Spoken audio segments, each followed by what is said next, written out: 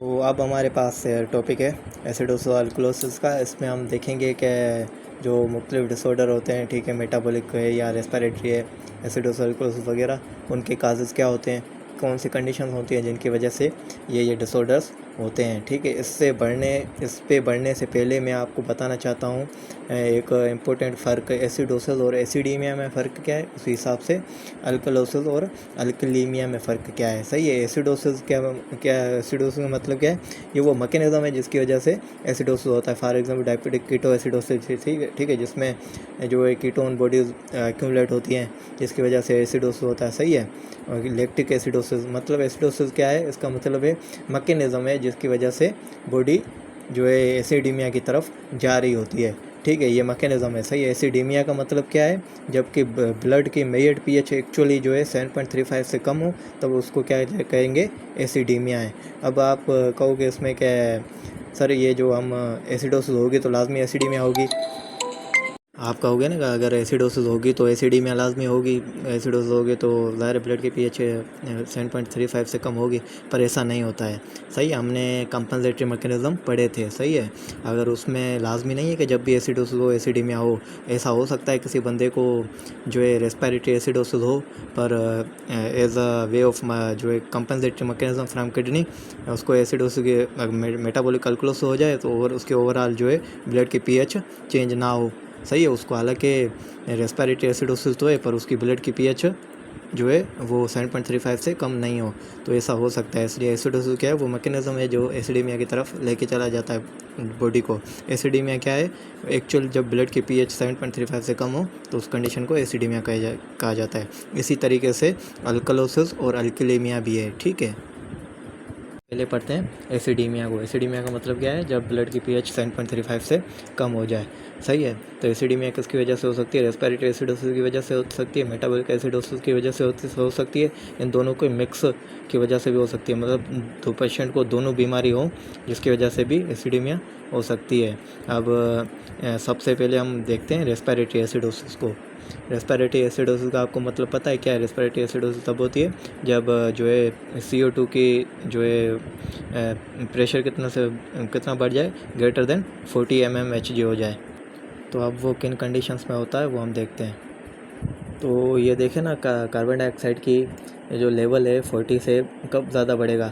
जब हमारे लंग्स जो है काम करना बंद कर देता है। लंग्स काम नहीं करेंगे तो वो कार्बन डाइऑक्साइड इकट्ठा होती रहेगी लंग्स में, वो बाहर जा ही नहीं पाएगी। तो रेस्पिरेटरी एसिडोसिस का मेन काज ऐसे समझे हाइपो वेंटिलेशन है। जब बॉडी में वेंटिलेशन नहीं होगी अच्छे तरीके से तो क्या है, कार्बन डाइऑक्साइड इकट्ठा होती रहेगी जिसकी वजह से रेस्पिरेटरी एसिडोसिस हम में हो जाएगा, ठीक है। इसकी एग्जाम्पल फॉर एग्जाम्पल क्या हो सकती है? कोई भी लंग डिजीज़ हो, फॉर एग्जाम्पल पल्मोनरी एडिमा, ज़ाहिर कार्बन डाइऑक्साइड निकल नहीं पाएगी तो उसकी वजह से एसिडोसिस हो सकता है। ऑब्स्ट्रक्शन हो जाए, ऑब्स्ट्रक्टिव डिजीज़ भी हो जाए, ठीक है, एस्थमा या क्रोनिक ऑब्स्ट्रक्टिव पल्मोनरी डिजीज़ जिसकी वजह से भी कार्बन डाइऑक्साइड निकल नहीं पाएगा, रेस्पिरेटरी एसिडोसिस हो सकती है। ऐसे CNS डिप्रेसेंट्स होते हैं बहुत किस्म के, ठीक है, ओपियोइड से, या बंदे को ट्रॉमा हो जाए जिसकी वजह से CNS डिप्रेशन हो जाए जिसकी वजह से रेस्पिरेशन ना हो पाए। सही है ना, क्योंकि ये चीज़ें हैं ना, ये जो है CNS डिप्रेशन काज करा देते हैं जिसकी वजह से जो है वो हमारे जो रेस्पिरेटरी मसल्स हैं वो काम नहीं करते जिसकी वजह से क्या हो जाता है, कार्बन डाइऑक्साइड इकट्ठा हो रही होती है। इसके साथ साथ अगर रेस्पिरेटरी मसल का ही डिसफंक्शन हो जाए, ठीक है, वो किस वजह से हो सकता है? फॉर एग्जाम्पल किसी बंदे को मास्थीनिया ग्रेविस हो, या आपको पता है न्यूरोमस्कुलर जंक्शन पे जो है डिजीज़ है, अगर वो उसमें मसल्स काम नहीं कर पाएंगे, और मायोट्रोफिक लेटरल स्क्लेरोसिस, ये भी एक कंडीशन है, मल्टीपल स्क्लेरोसिस है, गुलियन बेरी सिंड्रोम है, ये सारी चीज़ें क्या करती है? रेस्पिरेटरी मसल का डिसफंक्शन काज करा देती है जिसकी वजह से कार्बन डाइऑक्साइड निकल नहीं पाता है और जिसकी वजह से क्या हो जाता है, बंदे को रेस्पिरेटरी एसिडोसिस हो जाता है। हमारे पास एसिडीमिया का काज था मेटाबॉलिक एसिडोसिस, ठीक है। तो मेटाबॉलिक एसिडोसिस आपको पता है कि किसकी वजह से होती है? जब बाइकार्बोनेट आयन के जो डिस्टर्बेंस की वजह से होती है। अगर बाइकार्बोनेट आयन से लेस देन 24 हो गया तो बॉडी एसिडीमिया की तरफ चली जाती है। अब मेटाबॉलिक एसिडोसिस जब भी होगा ना, जैसे हमने प्रॉब्लम्स ये अभी किए थे इसमें, ठीक है, मालूम कराया किया था हमने कहा था कि अगर मेटाबॉलिक एसिडोसिस है तो उसमें हम एनाइन गैप ज़रूर चेक करते हैं और जो मेंटस फार्मूला भी लगाते हैं तो देखने के लिए भाई कंपनसेशन सही हो रही या नहीं हो रही। तो मेटाबॉलिक एसिडोसिस में हम एनाइन गैप ज़रूर चेक करते हैं। सही है। एनाइन गैप वो क्वेश्चंस में दिया होगा, ठीक है। सोडियम की जो कंसनट्रेशन होगी उसको माइनस करेंगे, बाइकार्बोनेट और क्लोराइड की कंसनट्रेशन है, सही है। जब भी मेटाबॉलिक एसिडोसिस का कोई केस होगा तो हम ये अप्लाई करेंगे एनाइन गैप का फार्मूला, और उस पर फॉर एग्जांपल अगर इसकी जो वैल्यू का आंसर आ रहा है वो बिटवीन 8 to 12 आ रहा है, तो जो मेटाबॉलिक एसिडोसिस होगी उसे हम कहेंगे normal anion gap metabolic acidosis. और फॉर एग्जांपल जो भी हमारा ये जवाब आ रहा है, सही है, वो ग्रेटर देन 12 आ रहा है तो उसे कहेंगे हम कहेंगे increase anion gap metabolic acidosis, ठीक है। अब normal anion gap metabolic acidosis के काजेज अलग होंगे, ठीक है। Increase anion gap metabolic acidosis के काजेज अलग होंगे। वो हमसे ये नहीं पूछेंगे क्वेश्चन में कि भाई ये एसिडोसिस जो नॉर्मल एनाइन गैप है या जो इंक्रीज एनाइन गैप है, वो काजेज पूछेंगे, ठीक है। इसमें फॉर एग्जांपल हमने ये वैल्यू लगाई, ये वैल्यू आई ग्रेटर देन 12, हमें पता चल गया भाई ये increase anion gap metabolic acidosis है। फिर हम ऑप्शंस में देखेंगे इनमें से कौन सा ऐसा ऑप्शन है जो increase anion gap metabolic acidosis कराता है, फिर वो ऑप्शन वो करेक्ट हो जाएगा, ठीक है। हम देखते हैं, अब हम देखते हैं कि कौन से ऐसे काजेज हैं जो increase anion gap metabolic acidosis कराते हैं और कौन से ऐसे काजेज हैं जो normal anion gap metabolic acidosis कराते हैं। हमारे पास है increase anion gap metabolic acidosis. Increase anion gap मतलब समझ गए कि जो एनाइन गैप है ग्रेटर देन 12 होगा।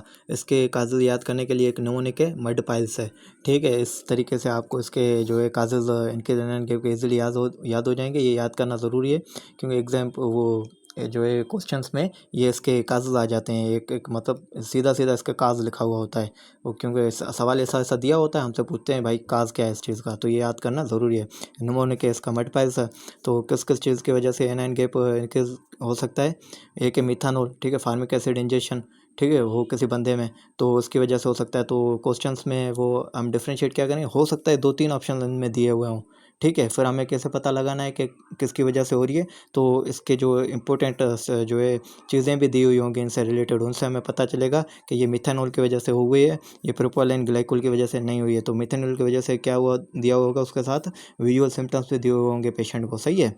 और दूसरा इसका काज क्या है, इनके एनाइन गैप का यूज़ है यूरेमिया, मतलब जो है यूरिया का जो है लेवल हमारी बॉडी में बढ़ जाए, ठीक, उसकी वजह से भी ये हो सकती है। इनके anion gap metabolic acid urea का लेवल किडनी डिजीज़ दी हुई होगी, सही है। अब फॉर एग्जाम्पल इसका कहने का मेरे का मतलब ये है कि हमारे क्वेश्चन में हमें पता चला कि भाई increase anion gap metabolic acidosis है पेशेंट को, और हमें ऑप्शंस में ये दोनों दिए पड़े हैं, सही है। हमसे पूछें कि भाई इसका काज क्या है, तो हमें एसोसिएटेड सिम्टम्स भी देखने। अगर पेशेंट को इनके एनाइन गैप मेटाबॉलिक एसिड के साथ विजुअल सिम्टम्स भी थी तो राइट ऑप्शन मिथानॉल हो जाएगा, ठीक है, इस वजह से। तो दूसरा डी से डायबिटिक कीटोएसिडोसिस, ये टाइप 1 डायबिटीज़ में होता है, तो ये भी इनके एनाइन गैप कराता है। पी से प्रोपाइलिन ग्लाइकोल, ठीक है, ये भी कराता है। इसके साथ हमें क्या मिलेगा, विजुअल सिम्टम्स कुछ भी नहीं होंगे, सीएनएस डिप्रेशन मिलेगी पेशेंट में, ठीक है। और आयरन या आइसोनियाजिड की इंजेक्शन के वजह से भी, ओवर इंजेक्शन की वजह से भी ये हो सकता है हमें, ठीक है। लैक्टिक एसिडोसिस की वजह से भी ये एनाइन गैप यानी कि मेटाबॉलिक एसिडोसिस हो सकता है। इथाइलिन ग्लाइकोल जिसे ऑक्सैलिक एसिड कह लें, सही है, ज़रूर नहीं है यहाँ पे इथाइलिन ग्लाइकोल दिया हुआ ऑप्शन में, ऑप्शन लिख सकते हैं ऑक्सैलिक एसिड, उसकी वजह से भी हमें ये हो सकती है इनकेज एनाइन गैप मेटाबॉलिक एसिडोसिस। तो उसके साथ एसोसिएट सिम्टम्स क्या होंगे अगर इसकी वजह से हो रही है, तो उसको पेशेंट को कैल्शियम ऑक्सलेट स्टोन्स होंगे किडनी में, ठीक है। उसके साथ उसकी पेशेंट की स्वीट ब्रेथ स्मेल होगी, सही है, उसकी मतलब ब्रेथ की जो है वो स्वीट होगी, सही है। और इसके अलावा किसकी वजह से हो सकती है इनके anion gap metabolic acidosis, salicylates मतलब एस्पिरिन। अब याद रखें एस्पिरिन जो है ये मेटाबॉलिक एसिडोसिस तो कराता ही है, पर ये रेस्पिरेटरी अल्कोलोसिस भी कराता है। बहरहाल ये मेटाबॉलिक एसिडोसिस कब कराएगा, अपने डिलेड फेज़ में। तो शुरू में ये क्या करा देता है, शुरू में रेस्पिरेटरी अल्कोलोसिस करा देगा, अपने डिलेड फेज़ में क्या करेगा, मेटाबॉलिक एसिडोसिस कराएगा। वो कैसे कराएगा, ये ऑक्सीडेटिव फॉस्फोराइलेशन होती है ना, जिससे जो है ग्लूकोज वगैरह टूट रहा होता है, तो उसको अनकपल कर देता है, सही है। अब ज़ाहिर है वो ऑक्सीडेटिव फॉस्फोराइलेशन का प्रोसेस हो ही नहीं रहा है, तो लैक्टिक एसिड अक्यूमुलेट होता रहेगा। लैक्टिक एसिड अक्यूमुलेट होने की वजह से मेटाबॉलिक एसिडोसिस हो जाएगा हमें।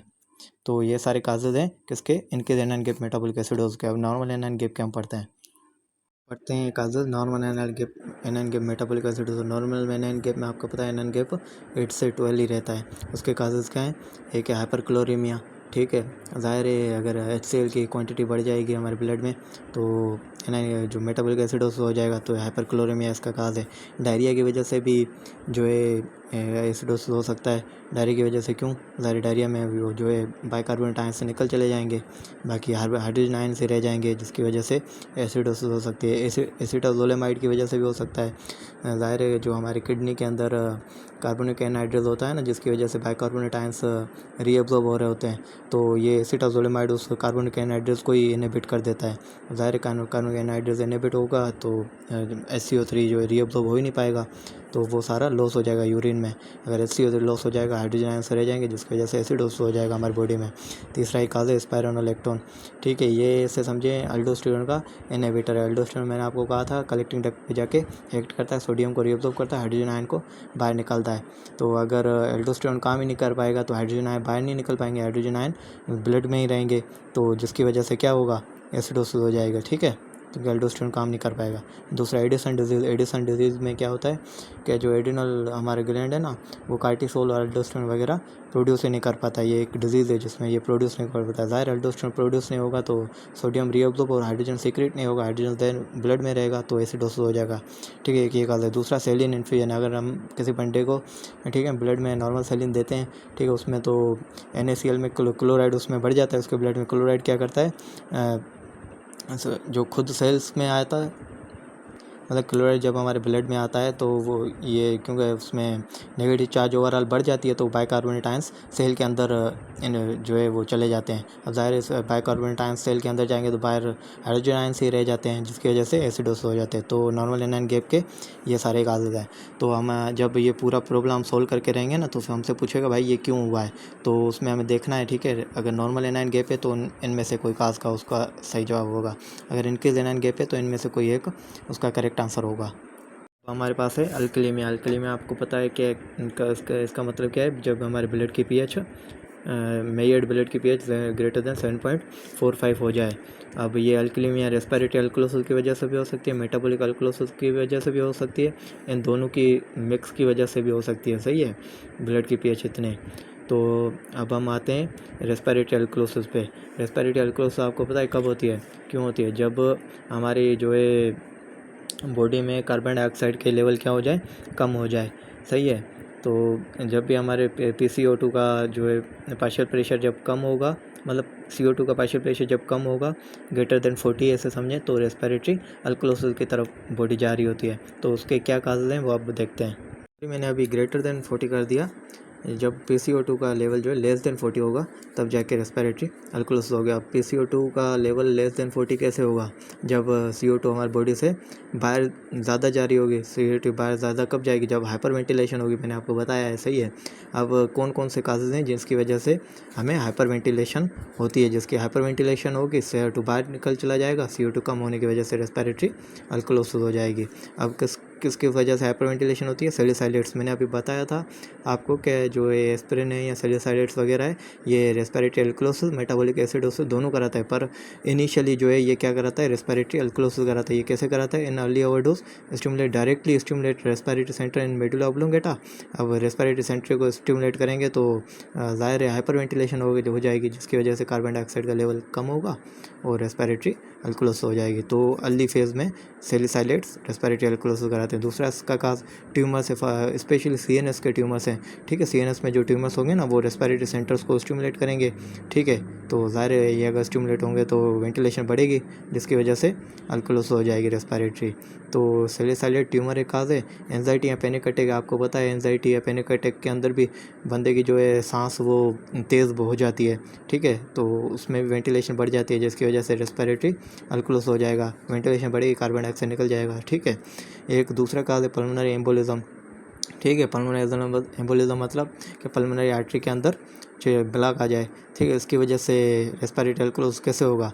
ठीक है, वो ठीक है आ गया तो वेंटिलेशन परफ्यूजन मिसमैच हो जाएगी। ठीक है, वेंटिलेशन पर हो नहीं पाएगी ना उसमें, क्योंकि वो वहाँ पे जो है ब्लॉक आ गया है। सही है, परफ्यूजन नहीं हो पाएगी, तो इसकी वजह से हाइपोक्सीमिया होगी बॉडी में। हाइपोक्सीमिया की वजह से रेस्पिरेटरी सेंटर स्टिमुलेट होंगे, मेडुला ऑब्लोंगेटा में रेस्पिरेटरी सेंटर स्टिमुलेट हो गए तो बच्चे को जो कार्बन डाइऑक्साइड निकल जाएगी बाहर, तो रेस्पिरेटरी अल्कलोसिस हो गया। तो पल्मोनरी एम्बोलिज्म एक काज है। प्रेगनेंसी में भी ये होती है थोड़ी बहुत, क्योंकि प्रेगनेंसी में प्रोजेस्टेरोन बढ़ता है ना, तो वो रेस्पिरेटरी सेंटर्स को जो है स्टिमुलेट करता है, जिसकी वजह से mild chronic hyper ventilation develop हो रही होती है।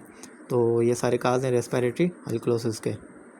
और अल्कीमिया हमें पता है जो है मेटाबॉलिक अल्कलोसिस की वजह से भी हो सकती है। अब मेटाबॉलिक अल्कलोसिस का मतलब आपको पता है क्या है? मेटाबॉलिक अल्कलोसिस का मतलब ब्लड का पीएच का बढ़ना ड्यू टू इंक्रीज्ड SCO3। ठीक है, अब जब भी बॉडी में मेटाबॉलिक अल्कलोसिस होते हैं ना, तो हम पहले उसके यूरिन में जो है क्लोराइड की लेवल चेक करते हैं। ठीक है, फिर क्योंकि यूरिन का क्लोराइड लेवल हमें बताएगा कि इसका मेटाबॉलिक अल्कलोसिस का काज क्या है। ठीक है, फॉर एग्जांपल अगर यूरिन का क्लोराइड हमें यूरिन ने ठीक है लिया, हमें यूरिन में चेक किया, यूरिन का क्लोराइड अगर लेस देन 20 मिली इक्वल पर लीटर है ना, तो उसका मतलब है कि पेशेंट्स में वॉल्यूम कम है। ठीक है, पेशेंट का ब्लड वॉल्यूम कम है, तो जैसे ब्लड वॉल्यूम को ठीक करेंगे, ब्लड वॉल्यूम को मतलब नॉर्मल सैलिन से ठीक करेंगे, तो उसका जो है मेटाबॉलिक अल्कलोसिस ठीक हो जाएगा। तो मेरे कहने का मकसद क्या कि जब भी मेटाबॉलिक अल्कलोसिस होगी, मतलब HCO3 की लेवल ज़्यादा होगा, तो हम उसके यूरिन की क्लोराइड चेक करेंगे। अगर यूरिन का क्लोराइड लेस देन 20 आ रहा है, मतलब पेशेंट वॉल्यूम डिप्लीटेड है, उसके वॉल्यूम ठीक करेंगे तो मेटाबॉलिक अल्कलोसिस ठीक हो जाएगा। इसलिए हम इसे कहते हैं सेलिन रेस्पॉन्सिव या सेलिन रेस्पॉन्डर्स। ठीक है, तो सेलिन रेस्पॉन्सिव मेटाबॉलिक अल्कलोसिस के काजेज़ क्या है वो अब हम देखते हैं।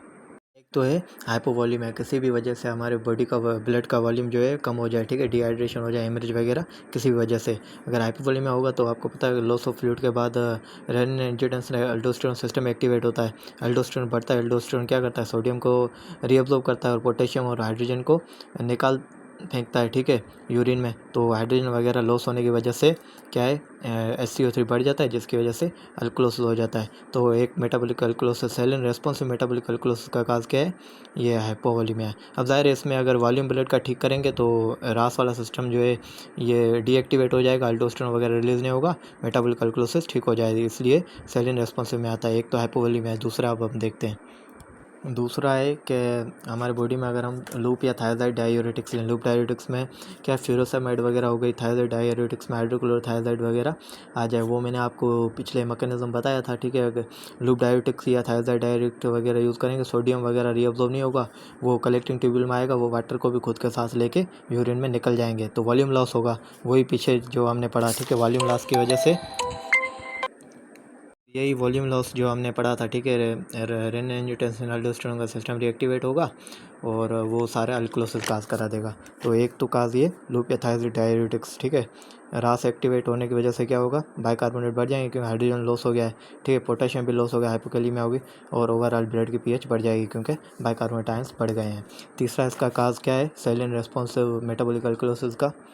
और तीसरा इसका रीज़न है वॉमिटिंग या gastric function. For example vomit कर दे कोई बंदा, या उसके जो है नेज़ोगैस्ट्रिक ट्यूब लगा के हम उसकी गैस्ट्रिक सक्शन कर दें, तो उसकी वजह से भी अल्कलोसिस हो सकता है। क्यों? क्योंकि जो हमारे स्टोमक का जो HCl है, वो है एसिड तो हम सारा निकाल रहे हैं, सही है, बकाया जो इन्वायरमेंट है वो क्या हो जाएगा? अल्कलीन हो जाएगा, जिसकी वजह से मेटाबॉलिक अल्कलोसिस हो सकता है। ठीक है, इसी की वजह से देखें ना, वॉल्यूम भी लॉस हो रहा होगा, वॉमिट करके वो वॉल्यूम ब्लड का मतलब बॉडी का वॉल्यूम वो लॉस कर रहा होगा।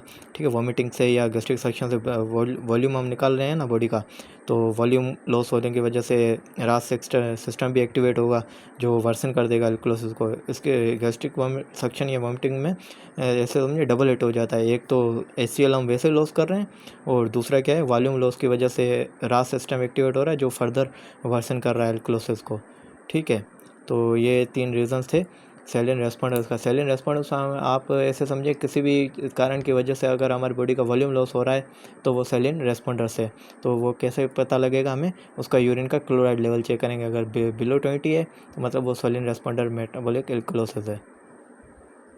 तरीके से अगर हमने देखा है कि किसी पेशेंट को मेटाबॉलिक अल्कलोसिस है, और अगर उसके यूरिन के क्लोराइड का लेवल ग्रेटर देन 20 है, तो ये जो है, अगर इन पेशेंट को हम नॉर्मल सैलिन देंगे ना, तो उसकी मेटाबॉलिक अल्कलोसिस ठीक नहीं हो पाएगी, क्योंकि इनमें जो है मेटाबॉलिक अल्कलोसिस वो वॉल्यूम लॉस की वजह से हो रही नहीं है। तो ब्लड वॉल्यूम मतलब नॉर्मल सैलिन देने का या ब्लड वॉल्यूम बढ़ाने का फ़ायदा ही नहीं है। ठीक है, क्योंकि इन पेशेंट्स के अंदर मेटाबॉलिक अल्कलोसिस हो रही होती है ना, वो मोस्टली किसकी वजह से हो रही है? मिनरल कोर्टिकोइड एक्सेस की वजह से। फॉर एग्जांपल कोई ऐसे कारण होते हैं जिनमें अल्डोस्टेरोन बॉडी में बढ़ जाता है, उसकी वजह से मेटाबॉलिक अल्कलोसिस हो रही है। तो ये वॉल्यूम लॉस की वजह से हो रही नहीं है, तो ये रेस्पॉन्ड करते नहीं है नॉर्मल सेलिन को, इसलिए इन्हें कहते हैं saline resistant metabolic alkalosis. Saline resistant metabolic alkalosis में के काजेज क्या हैं, वो अब हम देखते हैं। रेजिस्टेंट का एक जो काज है वो है हाइपर अल्डोस्टेरोनिज्म। किसी भी कंडीशन की वजह से अगर हाइपर अल्डोस्टेरोनिज्म हो जाए तो फिर वो क्या काज करा देगा, सेलिन रेजिस्टेंट मेटाबॉलिक अल्कोहल। हाइपर अल्डोस्टेरोनिज्म किस वजह से हो सकता है, कौन सिंड्रोम की वजह से भी हो सकता है। कौन सिंड्रोम मतलब ये कि किडनी जो है उसमें वो किडनी का एड्रिनल ग्लैंड का ही ऐसा कोई मसल हो सकता है, होता है जिसमें जो है एड्रिनल ग्लैंड खुद ब खुद अल्डोस्टेरोन ज़्यादा प्रोड्यूस कर रहा होता है, किसी स्टिमुलस की वजह से नहीं। ऐसे फॉर एग्जाम्पल कुछ ट्यूमर वगैरह या कुछ मसले ऐसे हो गए जो एड्रिनल ग्लैंड खुद ब खुद ज़्यादा एल्डोस्टेरोन प्रोड्यूस कर रहा होता है। ज़ाहिर एल्डोस्टेरोन ज़्यादा प्रोड्यूस होगा तो वो सोडियम का रीअब्सॉर्ब करेगा, हाइड्रोजन वगैरह को बाहर फेंकेगा, तो ज़ाहिर है अल्कोहलिस हो जाएगी। सही है। और एक दूसरा काज हाइपर अल्डोस्टेरोनिज्म का ये रेनल आर्टरी स्टेनोसिस। ठीक है, रेनल आर्टरी स्टेनोसिस होगी तो क्या होगा, रेनल परफ्यूजन प्रेशर कम होगा। ठीक है, रेनल परफ्यूजन प्रेशर हमें पता था कि अगर कम होगा तो जेजी सेल्स क्या रेनिन रिलीज़ करते हैं, वही सेम रेनिन फिर आगे जाके अल्डोस्टेरोन वगैरह को रिलीज़ कराता है। तो ये यहाँ पे रेनिन परफ्यूजन प्रेशर क्यों कम हो रहा था, वो वॉल्यूम वगैरह के लॉस होने की वजह से नहीं, रेनल आर्टरी स्टेनोसिस की वजह से। सही है, ये कंडीशन हो जाती है कभी कभार, जिसमें ब्लड वॉल्यूम वगैरह तो बिल्कुल नॉर्मल रहता है, फिर भी हमारी बॉडी का रेनिन बढ़ा हुआ होता है। वो क्यों, क्योंकि ये आर्टरी स्टेनोसिस हो गई है। और दूसरा हाइपर अल्डोस्टेरोन का काज है कंजस्टिव हार्ट फेलियर। तो हाइपर अल्डोस्टेरोनिज्म सेलिन रेजिस्टेंट जो है मेटाबॉलिक अल्कोहलिसिस करा देता है। और दूसरे इसका जो सेलिन रेजिस्टेंट मेटाबॉलिक अल्कोहलिसिस का काज है रेनल ट्यूबुलर डिफेक्ट्स, जिसमें बार्टर या गिटलमैन सिंड्रोम आ जाता है। अब जाहिर है ये बार्टर या गिटलमैन मैंने आपको बताया था, दूसरे डिफरेंट जो है जो हमारे पास है ना आयन से डिफरेंट जो है एब्जॉर्ब नहीं होंगे सोडियम, सही है, पोटेशियम वगैरह, वो कलेक्टिंग डक्ट में आएंगे, अपने साथ खुद को क्या करेंगे, वॉल्यूम को लेके बाहर निकल चले जाएंगे। और वॉल्यूम लॉस की वजह से फिर से रेनिन एंजियोटेंसिन अल्डोस्टेरोन सिस्टम रिएक्टिवेट होगा, और फिर जिसकी वजह से क्या हो जाएगा, अल्कोहलिसिस हो जाएगा। अब ये जो है वॉल्यूम, अगर हम ब्लड को वॉल्यूम देंगे ना फिर भी ये अल्कोहलिसिस ठीक नहीं होगा, क्योंकि मसला जो है ट्यूब्यूल्स में है, वो जो है उसको एब्जॉर्ब भी नहीं कर रहे हैं सोडियम वगैरह को। वो भले आप वॉल्यूम फिर से दोगे, फिर से थोड़ी देर के बाद क्या हो जाएगा, अल्कोहलिसिस हो जाएगा, क्योंकि वो सोडियम वगैरह को रीअब्जॉर्ब कर ही नहीं रहा है ना, वो बार बार करता रहेगा, वॉल्यूम लॉस करता रहेगा। तो इसके लिए हम कहते हैं ठीक है ये भी सेलिन रेजिस्टेंट है। पर एक इम्पोर्टेंट चीज़ है वो आपको याद रखना ज़रूरी है कि रीनल ट्यूबुलर डिफेक्ट्स ये सारे सेलिन रेजिस्टेंट काज कराते हैं मेटाबॉलिक अल्कोहलिसिस। पर एक रीनल ट्यूबुलर डिफेक्ट है फैनकोनी सिंड्रोम, वो मेटाबॉलिक अल्कोहलिसिस काज नहीं कराएगा, वो मेटाबॉलिक एसिडोसिस काज कराएगा। वो कैसे, क्योंकि फैनकोनी सिंड्रोम किसका डिफेक्ट है, प्रोक्सिमल ट्यूबुल का डिफेक्ट है। तो प्रोक्सिमल ट्यूबुल अगर डिफेक्ट होगी तो प्रोक्सिमल ट्यूबुल में हमारे बाइकार्बोनेट आयन रीअब्सॉर्ब होते हैं। ठीक है, अगर अगर फैनकोनी सिंड्रोम है, प्रोक्सिमल ट्यूबुल का डिफेक्ट है, बाइकार्बोनेट आयन रीअब्सॉर्ब नहीं होंगे, वो बॉडी से बाहर चले जाएंगे, तो बाइकार्बोनेट जाने की वजह से क्या होगा, एसिडोसिस हो जाएगा। तो बाकी सारे रीनल ट्यूबुलर डिफेक्ट्स क्या काज कराते हैं, सेलिन रेजिस्टेंट मेटाबॉलिक अल्कोहलिसिस काज करा सकते हैं। इसके एक्सेप्शन क्या है, फैनकोनी। क्यों, क्योंकि फैनकोनी प्रोक्सिमल ट्यूबुल को असर करता है, जिसकी वजह से बाइकार्बोनेट आयन रीअब्सॉर्ब नहीं हो पाते, वो निकल जाते हैं, जिसकी वजह से एसिडोसिस हो जाता है। तो क्या है, इसकी एक एक्सेप्शन है फैनकोनी सिंड्रोम। क्यों, तो ये प्रोक्सिमल ट्यूबुल का डिफेक्ट है, ये एसिडोसिस काज कराता है, अल्कोहलिसिस काज नहीं कराता। तो यहाँ पे ये जो हमारा टॉपिक है एसिडोसिस और अल्कोहलिसिस, ये पूरा हो जाता है। एक इम्पोर्टेंट चीज़ है, अगर आपको ये वीडियोस जो है हेल्प कर रही हैं, अगर ये वीडियोस आपको अच्छी लग रही हैं तो आप देखें, मैं मेहनत भी बहुत कर रहा हूँ। तो अगर आपकी ये वीडियोस किसी भी तरीके से हेल्प वगैरह कर रही हैं तो आप मुझे सपोर्ट कर सकते हैं। ठीक है, ये मेरा जो है इजी पैसा का अकाउंट नंबर है, इसका टाइटल है अंदर कुमार, और ये मेरा HPL का अकाउंट नंबर है, इसमें आएगा अंदर कुमार लिखा हुआ आएगा। तो अगर आप मुझे सपोर्ट करना चाहें किसी भी हिसाब से, मैं कहता हूँ कि कोई भी जो है कंट्रीब्यूशन छोटी या बड़ी नहीं होती, आप अपने हिसाब से जितना अपने हिसाब से मुझे सपोर्ट करना चाहते हैं वो आप यहाँ पे कर सकते हैं, क्योंकि ये चीज़ मुझे मोटिवेट करेगी ज़्यादा लेक्चर्स बनाने में और ज़्यादा मेहनत करने में। जज़ाकल्लाह, शुक्रिया।